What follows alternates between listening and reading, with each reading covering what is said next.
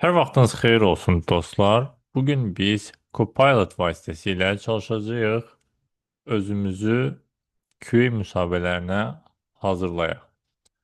Əslində bu Copilot'un əvəzinə istənilən bir AI chatları ola bilər. Yəni ən populyarlardan biri ChatGPT-dir. Sadəcə məndə Windows'da Copilot artıq var və bu da eyni modelləri istifadə etdiyini düşünürəm deyə avtomatik mən Copilot'dan istifadə edəcəm. Siz də hansını istəsəniz istifadə edə bilərsiniz. Və hal-hazırda mən Amerikada olduğuma görə məndə böyük ehtimal ki, Copilot bütün cavabları ingilis dilində verəcək. Bu sizdə də eynən ola bilər. Sadəcə əvvəldə yazmaq lazımdır. Elə Azərbaycan dilində yaza bilərik. Gəl Azərbaycan dilində danışaq və ardınca öz istəyimi qeyd edəcəm. Təsəvvür et sən məni QA mütəxəssisi kimi işə götürmək istəyirsən. İş web web proyektlərin yoxlanmasını nəzərdə tutur. Nəyə görə məhz web proyektlərini? Çünki ümumiyyətlə QA sahəsi böyük sahə, geniş sahədir. Burada database testing də ola bilər, API testing də ola bilər və web testing də ola bilər, hardware testing də ola bilər, yəni texnikanın testingi də ola bilər. İnanıram ki, Azərbaycanda hamısı var. Sadəcə hələ ki heç QA kimi adlanmır və ya testerlər kimi adlanmır. Daha çox mobile testing və web testing məşhurdur. İnanıram ki, onlar istifadə olunur. Bizim kursumuz, Udemy-də olan kursumuz daha çox web testingə köklənir və SDLC addımlarının üzərində gedərək STLC hissəsi var. STLC hissəsini daha çox əhatə edir. Amma yaddan çıxarmayaq ki, QA sahəsi tək test etmək deyil, həm də prosesləri düzəltməkdir və biz də çalışacağıq indi AI vasitəsilə bizə suallar versin, biz də o suallara cavab verək, görək nə dərəcədə müsahibələrə hazırıq. Təcrübəmizə olmağa baxmayaraq elə suallar verə bilər ki, bəlkə də gözlənilməz olsun və biz gözlənilməz suallara belə hazır olmalıyıq. Gördüyünüz kimi AI bizə avtomatik Azərbaycan dilində cavab verir və deyir ki, gəlin bu ssenarini canlandıraq. Mən HR menecerəm və web tətbiqlərin keyfiyyət təminatı üzrə mütəxəssis axtarıram. Çox gözəl. Bizə də elə bir adam lazım idi ki, bizim müsahibə eləsin. HR menecer mənə deyir: "Salam Ziya, xoş gəlmisiniz. CV-nizi nəzərdən keçirdik və web tətbiqlərin test olunması sahəsində təcrübəniz diqqətimizi çəkdi. İstərdim ki, biraz özünüz və QA sahəsindəki bacarıqlarınız haqqında danışasınız." Mən səhv eləmirəmsə, mən Azərbaycan dilində heç vaxt yoxlamamışam, amma ChatGPT və Copilot, ümumiyyətlə bu AI sistemləri, Meta AI-də. Bunlar hamısı demək olar ki, siz zəng edib danışa da bilərsiniz. Ona görə bu prosesi siz əslində canlandıra bilərsiniz real situasiyanı bənzədərək. Tək yazışmaq vacib deyil. Amma mən hal-hazırda yazışacağam və həmin cavabları yazılı formada təqdim edəcəm. Buradan davam edək. Siz necə cavab verərdiniz? Özünüzü necə təqdim edərdiniz? İstəsəniz mən sizin cavabınızı dinləyim və sonra müsahibəni davam etdirim. Əlbəttə bu chat olduğuna görə indi biz ona əmrlər verməliyik hər halda. Bu bütün prosesi tam ə, uyğun şəkildə aparmır. Əlbəttə bizə əlavə suallar verir. Deməli, mən özümü təqdim etməliyəm. İndi təqdim edək. Ə, Mən artıq 10 ildən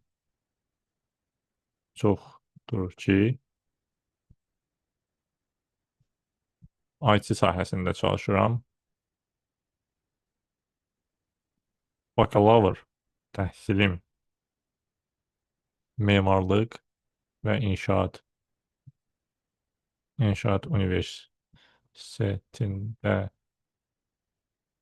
informasiya texnologiyaları və sistemləri üzrə mühəndis olaraq bitirmişəm. Bundan sonra Azərbaycan Dövlət Neft və Sənaye 2 dənə olmalı səhv etmirəmsə burada. Necə sənaye sözündə səhv görür. Sənaye Universitetinin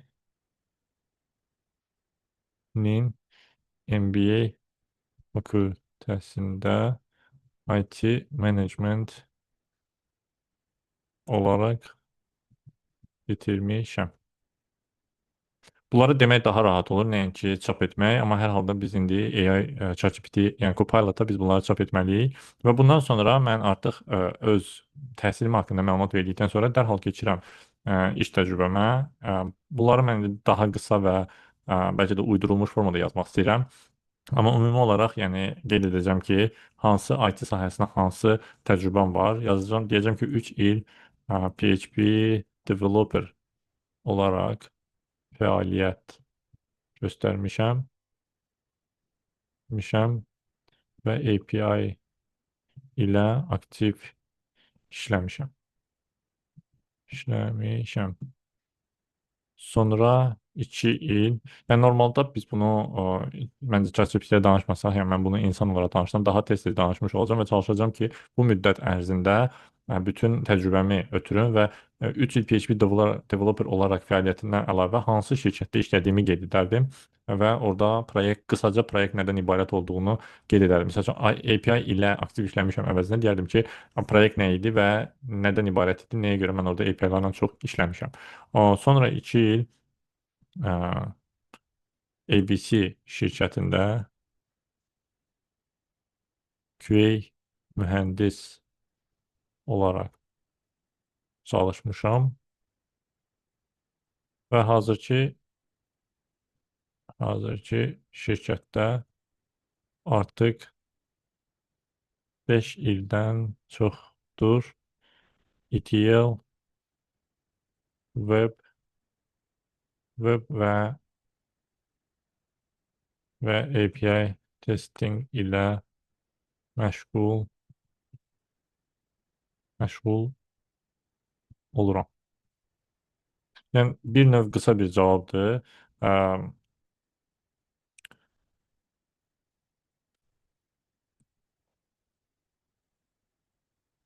göndərək.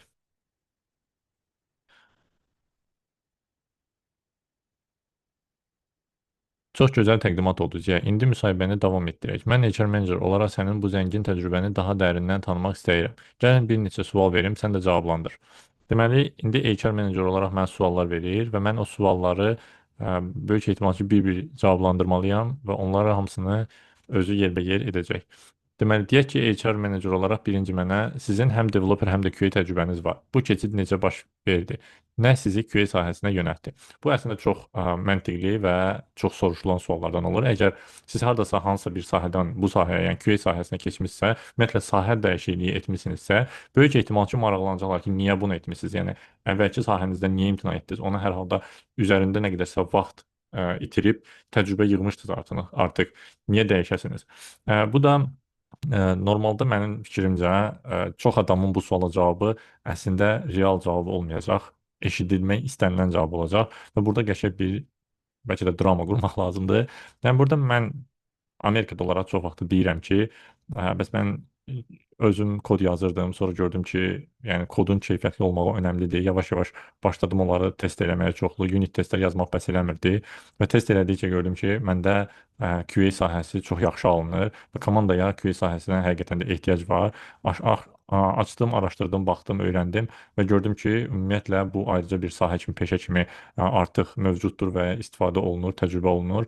Ona görə də mən də başladım artıq bunu dərindən öyrənməyə və beləliklə artıq bir də gördüm ki, mən artıq QA tester kimi fəaliyyət göstərirəm, daha çox nəinki developer kimi və indi də bunu davam edirəm, bundan zövq alıram. Çünki proqram təminatlarının xətasız işləməyi bir istifadəçi olaraq özüm başa düşürəm ki, nə qədər önəmlidir və bu ümumiyyətlə həm istifadəçinin məmnuniyyətindən əlavə biznesin özünə də çox önəmlidir. Ona görə artıq mən sahəmi dəyişib developer olmaqdansa QA sahəsinə köklənməyi qərar verdim. Belə bir cavab verərdim. Sonra nə gəlir? Hazırda web tətbiqlərin test olunması ilə məşğulsunuz. Hansı test metodologiyalarından istifadə edirsiniz və hansı alətləri daha effektiv hesab edirsiniz? Metodologiyalar deyəndə biz hal-hazırda ümumiyyətlə Agile proyektindəyik və bizdə Agile proyekt olduğuna görə bizdə user storylər olur və həmin user storylərə biz functional test case'lər yazırıq. Functional test case'ləri yazdıktan sonra onları istifadə etdikdən sonra, execute etdikdən sonra artıq deyək ki, user story bütün test case'ləri execute olunub və pass olunub, yəni bütün problemlər həll olunub. Ondan sonra biz onu keçiririk ready for merge, yəni artıq merge edə bilərik, əsas koda birləşdirə bilərik, amma əlbəttə ki, əsas kod production'a getməzdən öncə biz regression test edirik. Əsas etdiklərimiz bunlardır. Əlbəttə situasiyadan asılı olaraq bəzi hallarda məsəl üçün boundary'lər olur, onları test edirik və ya bütün functional test case'lər üçün biz pozitiv və neqativ test case'lər yazırıq.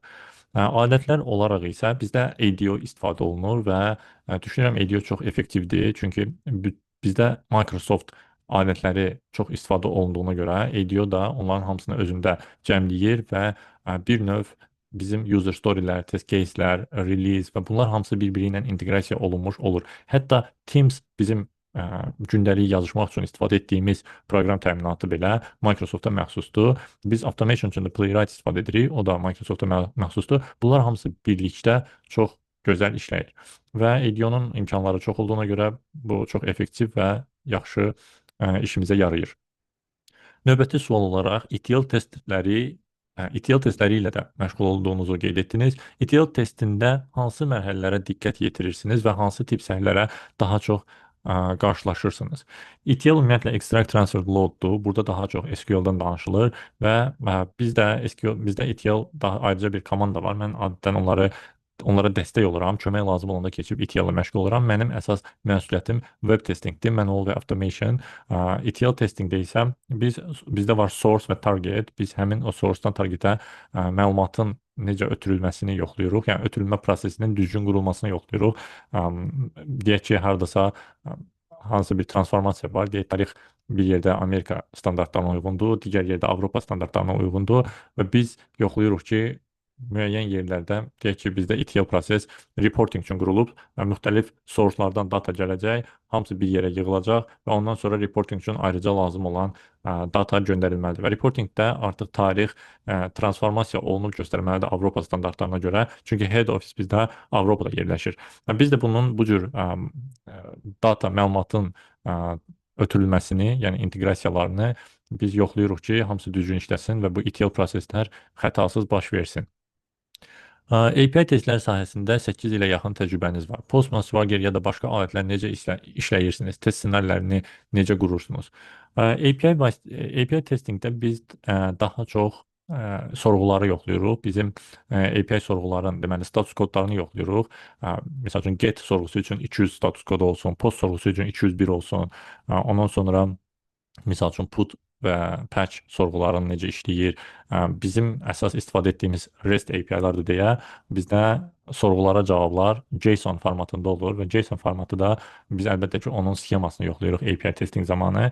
Yoxlayırıq ki, həqiqətən də bu JSON formatında olsun ilk öncə. Ondan sonra daxilində olan key value formatlarını yoxlayırıq. Çalışırıq best practice-ə riayət edək və əlavə olaraq biz development başlamazdan öncə biz mock serverlər yaradırıq və mock serverdə API-ın JSON sxemasını qururuq və biz artıq bilirik ki, development getdiyi müddətdə biz buna artıq hazırlamışıq. Biz test skriptlər yaza bilərik və development bitdikdən sonra sadəcə execute etmək lazım olacaq. Yəni sorğunu göndərmək lazım olacaq. Bizə lazım olan data gələcək və biz həmin datanın uyğun olduğunu, olmadığını yoxlaya biləcəyik. Çox az hallarda biz saniyələri yoxlayırıq. Çünki bizim əsas yoxladığımız Postmanda funksionallıqdır, API-ların düzgün işləməyidir. Performance üçün ayrıca bir team var. Onlar load test edirlər, performance testing edirlər. Və əlavə olaraq biz əlbəttə Swagger-dən istifadə edirik. Avtomatik API sənədləşmə generasiya olunur və biz nəzarət edirik ki, user story-də qeyd olunan detallar bizim API sənədləşmədə öz əksini tapsın. Düzdür, bunlara bütün API-lər üçün etmirik. Xüsusilə public olan API-lər üçün biz bunu edirik. Çalışırıq internal olan API-ları da o cür səliqəli saxlayaq, amma sənədləşmədə gecikmələr olur.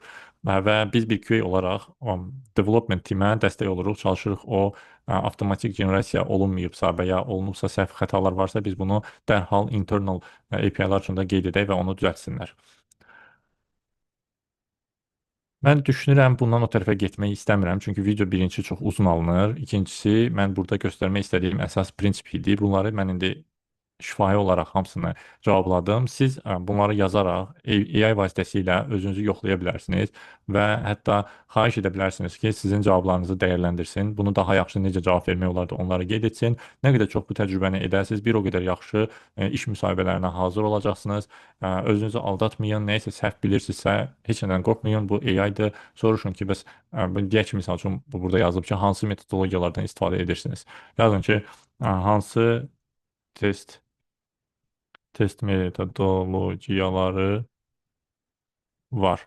Və bir növ bunu sonda eləyə bilərsiniz. Yəni hansısa nə isə bilmirsinizsə və ya hardasa nədəsə şübhələnirsinizsə, cavablarınızda səhvləri bilmək istəyirsinizsə, bu müsahibə prosesini bitirdikdən sonra deyə bilərsiniz ki, AI sizin üçün bütün prosesdə nə yaxşı getdi, nə pis getdi, bunları analiz edib sizə cavab versin və nəticədə siz ona hazırlaşıb gələn dəfə daha yaxşı cavablar verə bilərsiniz. Əgər hər hansı bir suala cavab verə bilmirsinizsə, mütləq onu özünüz üçün qeyd edin və ondan sonra onu öyrənin və bir daha təcrübə edin. Beləliklə sonda siz tam hazır şəkildə müsahibəyə gedərsiniz və hətta özünüz bilmədən artıq iş təklifləri almağa başlayasınız. Görərsiniz ki, nə qədər bu sizə kömək olub. Əlbəttə bizim Udemy kursları aldığınız halda bunların hamısının nəzəri hissəsini siz orada öyrənirsiniz və bizim kursda təcrübə üçün mən tapşırıqlar əlavə etmişəm. Həmin tapşırıqları da edə bilərsiniz. Kanala abunə olmağı unutmayın. Mütləq suallarınız varsa şərh hissəsində qeyd edin. Müzakirə edək, aydınlaşdıraq. Amma bilin ki, artıq AI dövrüdür. Siz ChatGPT-dən, Copilot-dan mütləq şəkildə istifadə etməlisiniz və sizin ən yaxşı mentorunuz elə Copilot olacaq. Biz sizə sadəcə təcrübəmizi ötürə bilirik və bizim kursları almaqla siz bizdən o təcrübəni əldə etmiş olursunuz. Hələlik bu qədər. Diqqətiniz üçün təşəkkür edirəm. Sağ olun.